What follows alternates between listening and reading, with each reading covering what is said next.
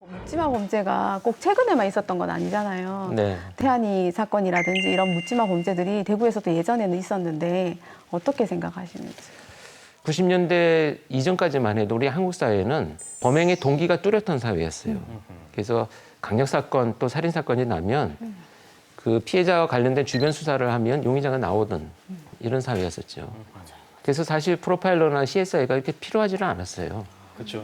우리 최불암 선생님이 다 잡아주셨죠. 최반 선생님 그 다들 알고 계시는 수사반장이 다 출동을 하면 다 체포되는 이런 시기가 있었죠. 왜냐하면 동기가 뚜렷하기 때문에 동기를 밝히면 어떤 수사를 해야 될지 수사 방향을 설정하는 게 어렵지가 않았었거든요.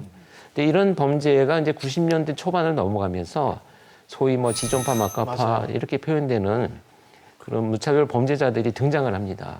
아직도 기억이 나는 게 94년인가 제가 초등학생 때였는데 네. 지존파 사건이 정말 네네. 온 나라가 대한민국이 떠들썩했었거든요. 그렇죠. 네, 네. 너무 이제 범죄 수법도 잔인하고 그래서 초등학생인 제가 봤을 때는 너무 무섭고 그랬었는데 돈 많은 사람들을 골라서 빼앗고 죽이고 그리고 살해한 뒤에는 묻거나 태워버린 실로 광적인 범죄 조직이 검거됐습니다.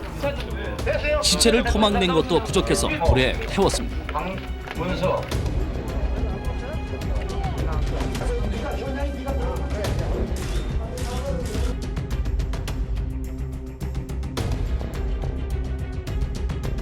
그 사람 렌저 외물거든요.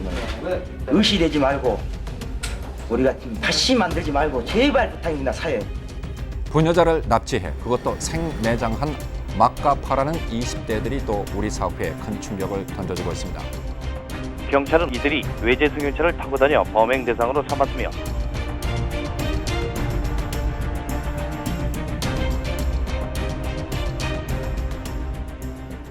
실제로 그 범죄자들은 사형이 모두 집행이 됐습니다.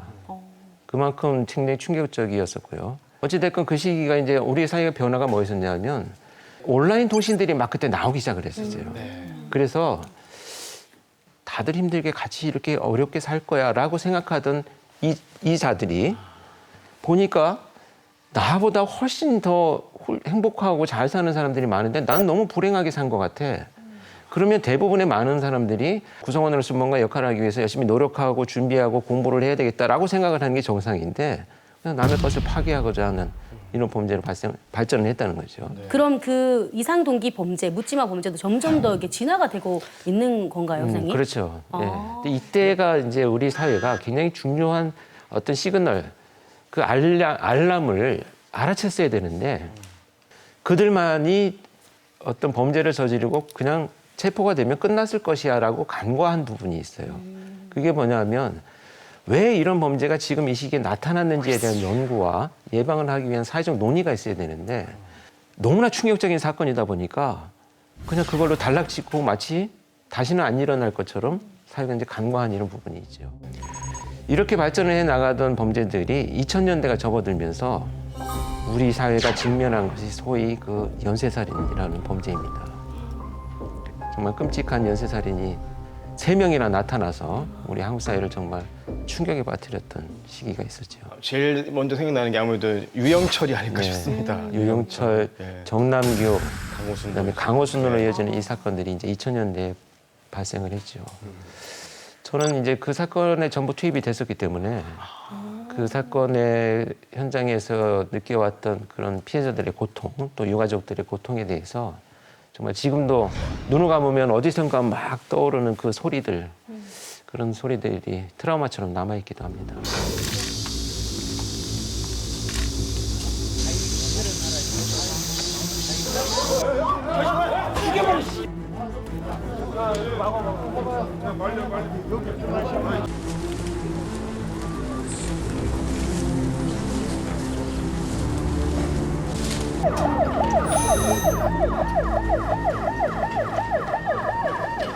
유영철이나 정남규나 이 강호순 같은 분들의 행동 분석에 실제로 참여하셨다고 하셨는데 그런 분들이라고 하면 좀 그렇죠. 그 사람들의 어떤 분석을 그 범죄자들의 그 범죄자들의 이제 행동 분석을 하셨을 텐데 좀 어려움은 없었습니까? 여러분들은 어떻습니까? 여러분들이 일상생활을 하다가 누군가를 처음 만났어요. 만나면 싹 이렇게 보시면 금방 대충 알죠. 파악이 되죠. 네. 이 사람이 어떤 사람일 거야. 그거를 뭘 보고 아시나요? 말이나 행동에서 네. 나오는 것 같아요. 그렇죠. 네. 저는 뭐? 눈빛이 네. 좀 맑지 않은 사람이 있어요. 네. 탁한 사람들이 있어요. 누구죠? 우리 팔고냥에도 있나요? 없습니다. 맞아요. 지금 여러분들이 다 말씀하신 것이 정답입니다. 그래서 성격 심리학의 제1장을 보면 사람의 성격은 행동으로 알 수 있다 이렇게 되어 있어요. 그래서 누군가를 만나면 우리가 헤어스타일, 표정, 뭐 몸짓, 옷의 색깔 뭐 이런 걸 보면 내 경험상 아, 이 사람은 어떤 타입일 거야라고 생각을 하잖아요. 프로파일러들이 한 가지 좋은 점은 범죄 현장에서 그 범죄자들이 저지른 행위를 일일이 다 분석을 하고 있기 때문에 그 범죄자들의 프로필을 이제 대충은 알고 있다라는 거죠. 어떤 범행 도구를 썼는지, 시간대는 어떤지, 범행을 저지른 대상은 누구였었는지 이런 수많은 것들을 종합해 보면 지금 이자가 갖고 있는 기본적인 범행의 동기와 또 분노의 정도, 그다음에 그가 갖고 있는 그 뭐 외향성, 내향성에 대한 문제들 이런 것까지 접근을 할 수가 있거든요. 그래서 저는 어려웠던 점이 크게 많지는 않아요. 다만 저는 굉장히 고통스러웠던 건 그 범죄를 저지른 자들의 현장에 다 있었기 때문에 그 피해자들과 가족들의 모습을 다 보았잖아요. 그럼에도 불구하고 아무렇지도 않게 저와 마주 앉아서 이야기를 하는 범죄자를 보면 너무 막 분노가 치솟고 수사하시다 보면 너무 많이 화가 나실 것 같아요. 근데 화를 못 내니까 그렇죠. 화병이 나지. 그러니까요. 마음이 아파요.